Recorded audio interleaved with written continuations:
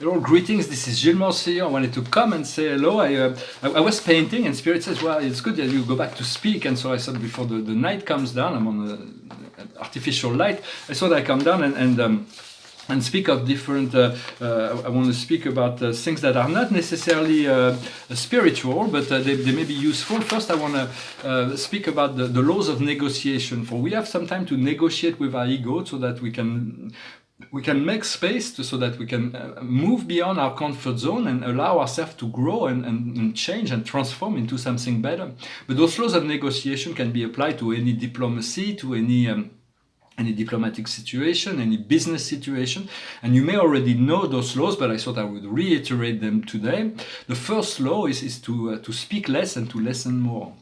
Very important to not to listen to what anybody else has to say, to speak less. The more less you speak, the more you will hear what the other parties are saying. The second law is to never make a quick deal, to always investigate, to look at all the situation before you actually settle down to accept a deal. The next law that I want to, next rule, it's not a law, but it's a rule, is that to never, and the rule of negotiation is to never negotiate. Do not negotiate unless you have to. If you can get what you want without having to negotiate, do not negotiate. You don't have to negotiate because you can get what you want without it. After that, the next law is to never negotiate with yourself. When you want to achieve something, you want to attain something within a negotiation purpose, you don't negotiate what you want in order to satisfy someone else. That is really what you want to. You do not compromise what you want. You find a way to get what you want. The next law is to never accept never make the first offer first. Never make the first offer if you can. Don't be the one to make the first offer. So the next rule is to never accept the first offer. If there is an offer that is made, there is always a way to negotiate beyond that. And finally, never reveal your bottom line. How far are you willing to go in order to get what you want? Well, I hope those rules will resonate with you if you knew them maybe already. But I think it's just something that can be applied. That's very down to earth kind of thing. The painting behind me is a painting about transmutation. It's like the transition from the star into the dissolution into a higher frequency and a higher principle. And I often speak about Renaissance with my art, where it's very different than the artist of the Italian Renaissance. But there is a mystical aspect to it. It's the sacred aspect to it that makes it a renaissance, to move from the pure form to the content and form. But so there is an idea of mysticism. This new Renaissance is very in the Renaissance there were three subjects. There were some profound subjects that were treated by the great masters of the Renaissance. Those are very prized by the collectors, just like the basic paintings about human scenes and so on. There is all the Christ and all the Christian ideas. Those are not really what the collector really wants, more museum piece, although they're beautiful paintings. And then there is the mythological subject of the Greek and Roman era, the mythology, and those are really they're really fantastic. They're really there is so much going on in those paintings. I really love the old masters. I saw that there is a great deal. They're really bargains in some sense. It's very hard to buy old masters because there is all. The older a painting is, the more chance there could be problems. There could be problem in provenance. There could be problem in condition. There could be restoration. There could be all kinds of problems when you buy a contemporary artist, or even a modern artist. There is very little chances that the older it is, the more chances, the more difficult it is. But there is, in relation to the price on the market, the old masters remain.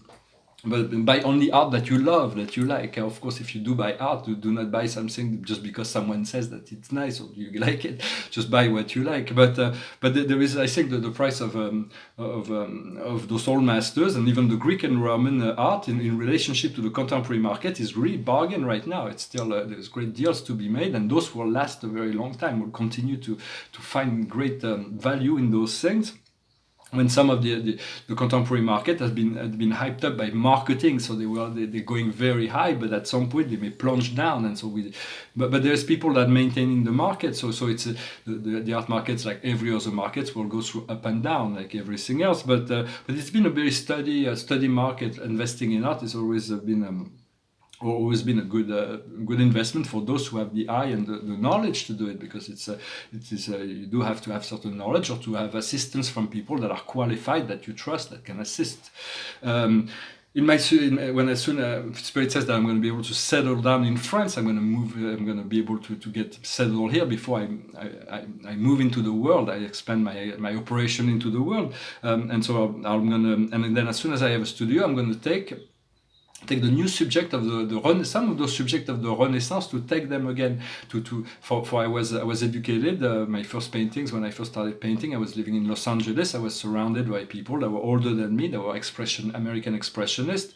When I opened my gallery, I had a lot of support from this older generation of artists that were recognized in Southern California, and so that was my first education was through post expressionist, and so I'm very expressionist in many sense, and so I want to retake some of those major subjects of the Renaissance and repaint them with my own style of expressionism, because there is a great deal to bring back those old ideas, to bring back into the forefront.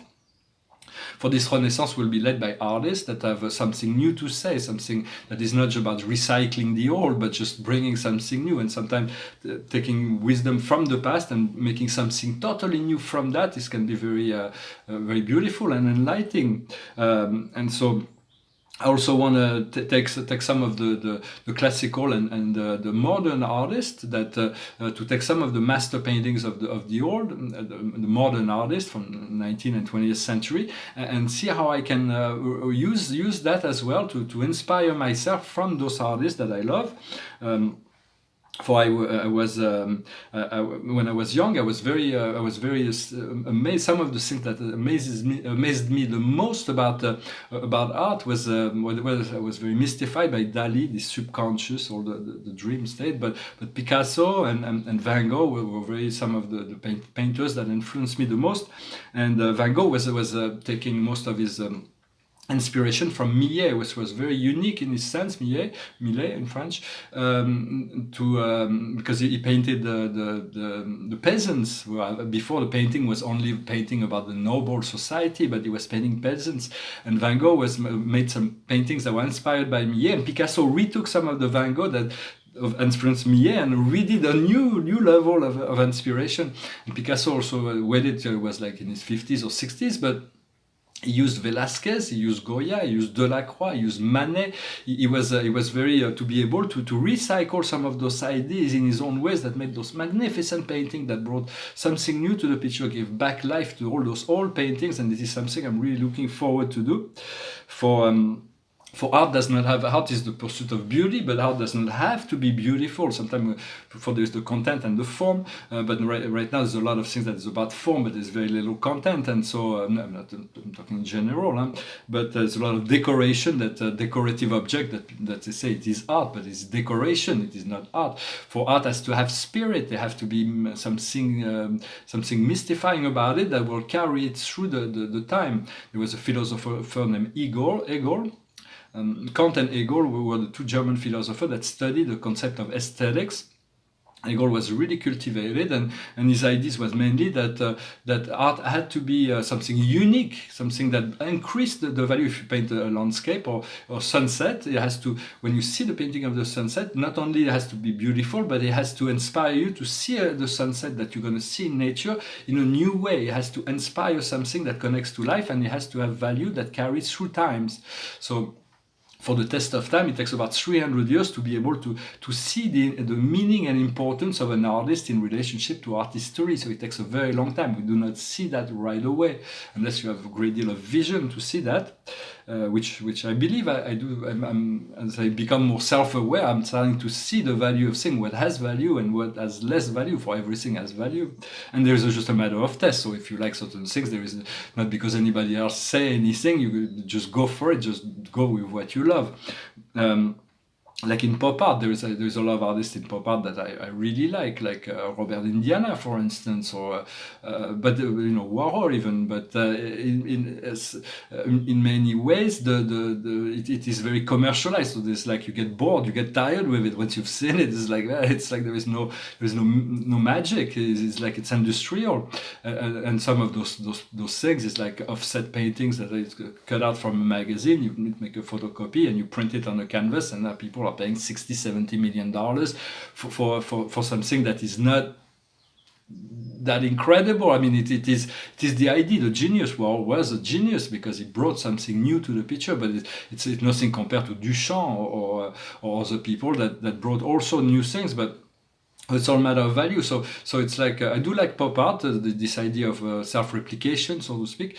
But I do think we need to make a differentiation between a decorative object, which is fine, it is beautiful to have beautiful object, and the art that will remain for the rest of time. And so I wanted to discuss that. I'm going to speak about Europe a little bit. So as a European citizen, in the Declaration of the Human Rights, we have this responsibility, this right and responsibility as citizen to be able to see what the card that escaped, to speak and to speak about to involve ourselves, to share our ideas. Those are just ideas that we have to share, but we can share. And so the highest wisdom for us today is fulfillment. It is the dream come true. It is making. It is really all that we ever wanted. That this can happen. So it's once we have addressed all this inner work, we have done this inner work, we have followed our inner guidance. Everything flows in the right direction. What we need to understand is time and space. It is this. The new beginning, it is the understanding. We know that we don't know, but we can trust that this new beginning will happen. We can look back at our past with compassion, without judgment, and then we can make this new beginning. What we need to do is the Sage of Wands. It is about the seer. It is the one who sees behind the veil. We have to look things behind the veil without judgment, but to understand the ins and outs of things. And there is a great deal of increase in perception. And the outcome will be the Hierophant. So it's the master of wisdom. It is the Lord Buddha that is mastering. The moon symbolizes the emotion, and here there is a mastery over the emotion. We have to. Our reason has to be. We have to master our emotion. We have to be able to raise above it. We have to understand what the emotion is teaching us, but we have to be above it, move into the sphere of light. And so this card as the finality will mean that we will receive all the guidance and wisdom we need in order to achieve whatever we need. So it's good to surround ourselves with wise people and to always look for wisdom, look for kind and wise people. In terms of Europe, I wanted to say that the main problem with Europe is that right now we've all created this Europe, but there is Europe wants to be executive. It wants to impose the rules on everybody else. So it doesn't really work. It should have been consultative, where to help the coordination of all the nation states up until the time they raise their level to the synchronicity in relationship to all that which function as a unit. But until then, it should not want to impose anything. What it has to do is to protect the environment, to protect health, to protect the human rights. That's something they can put on laws that the citizens of Europe have to respect those laws and all the nation states. But they should not be executive and in relationship to owning the people through a debt system. For I'm not a populist.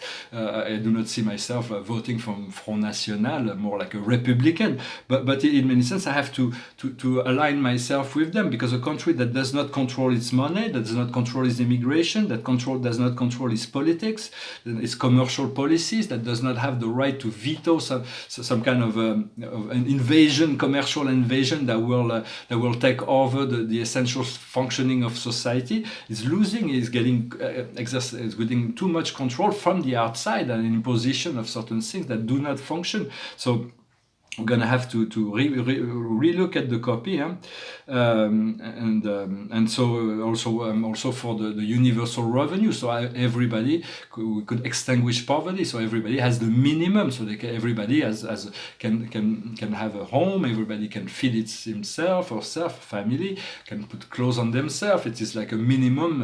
Everybody should have the minimum. This although I'm not like a left-wing person, I still think that everybody should have the minimum, and then to given the proper education, everybody can learn and grow from that. I'm really for the meritocracy. Everybody should be taken care of, but then if they want more, they have to apply themselves. They have to contribute something. They have to learn and grow and qualify themselves in order to. If I was listening to someone on in the news, there was like, we have this communist in France, and this communist said, well, in a corporation you should be a democracy, but democracy in a corporation does not work. Not everybody's got the same qualification. Somebody that we cannot, not everybody should have the same right. It's a matter of qualification. And so it's more like a republic. The republic, as Plato qualifies it, is that the difference between democracy and republic is that a democracy, if you're a full-time Democrat and you need a heart surgery, you're gonna ask 100 random people, and you're gonna pick any one of them to operate on you, because it's a democracy. Everybody's got the same right to operate on you. But if you're a Republican, you're going to look at all the doctors that are qualified, and you're going to pick the best doctor that you feel is qualified to operate on you. So there is a democracy has its sense, for we all have the same right. We are divine children of God, but we don't have the same qualification. So in many sense, we have to once everybody will be elevated to the status of full consciousness, then we'll clearly see who's most qualified to manage the whole, and we'll rule by councils in the group dynamic, fluid group dynamic, and everything will be understood, and the reform will be happening. So those are just ideas. I thought I share those ideas. I was called to come back and share some of those ideas. I'm going to finish with a song. There's going to be a lot of changes. We have right now in Europe, we have this Brexit thing, and it's like, the only way to Brexit is to let go of Northern Ireland. Otherwise, they won't be able to Brexit. But as countries, we have to respect. Everybody's got different culture, different language, and different systems. So we have to align ourselves. I don't know how it will happen, but I think we're going to have to transform our society. I'm going to sing this song. It's about the love. It's about when we have love, we have everything. But we do need more than love. For love is the essential. It is the base. It is the root. From love, we can fix anything. We can embrace anything. We can. But in a sense, we still need to balance out this materialistic system to move slowly but surely into a system where everybody feel included, they feel well, and then from there, because it's like in Bhutan, they have the happiness, the level of happiness of its citizenry is more important than how much they make. So it is about creating a country. First, we have to clean up our own country to make sure that all the citizens of our country, not all maybe, because there are some that will never be happy, that are too frustrated, but those they need to be educated. But that the majority of the people feel that they're comfortable with the system of government, feel comfortable with their representation, feel comfortable with their life, and can find fulfillment and option to grow and become better and to have more prosperity, more abundance in their life. And so it's a work. It's a slowly but surely we are moving towards this golden age where this will be fulfilled on a planetary level. So I'm just here to announce that. So this song is from Jacques Brel. It's a French song. It goes like this. Quand on n'a que l'amour à s'offrir en partage, le jour du grand voyage qu'est notre grand amour. Quand on n'a que l'amour, mon amour, toi et moi, pour qu'éclate de joie chaque heure et chaque jour. Quand on n'a que l'amour, pour vivre nos promesses, sans nulle autre richesse que d'y croire toujours. Quand on n'a que l'amour, pour meubler de merveilles et couvrir de soleil la laideur des faubourgs. Quand on n'a que l'amour, pour unique raison, pour unique chanson et unique secours. Quand on n'a que l'amour pour habiller matin pauvres et malandrins de manteaux de velours. Quand on n'a que l'amour à offrir en prière pour les maux de la terre en simple troubadour. Quand on n'a que l'amour à offrir à ceux-là dont l'unique combat est de chercher le jour. quand on n'a que l'amour pour tracer un chemin et forcer le destin à chaque carrefour, quand on n'a que l'amour pour parler au canon et rien qu'une chanson pour convaincre un tambour, alors sans avoir rien que la force d'aimer, nous aurons dans nos mains, amis, le monde entier. It's a beautiful song. Thank you, Jaguar. Thank you for staying till the end. It's a song that says, well, when we have only love, that love is the only thing to nourish our relationship, to nourish, to fill the world with promises to the poor, for all those that are looking for a way out, and and to stop the war, that we have only a song to stop the fight, but once we have that, we have the whole world within our hand, for love is the most powerful force in the universe. This is what the song reminds us.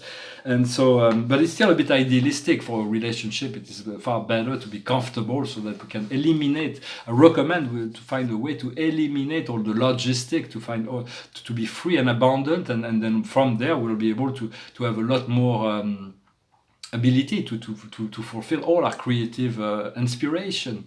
Well, thank you very much. I hope this message resonated with you. I wish you a wonderful day, Salah.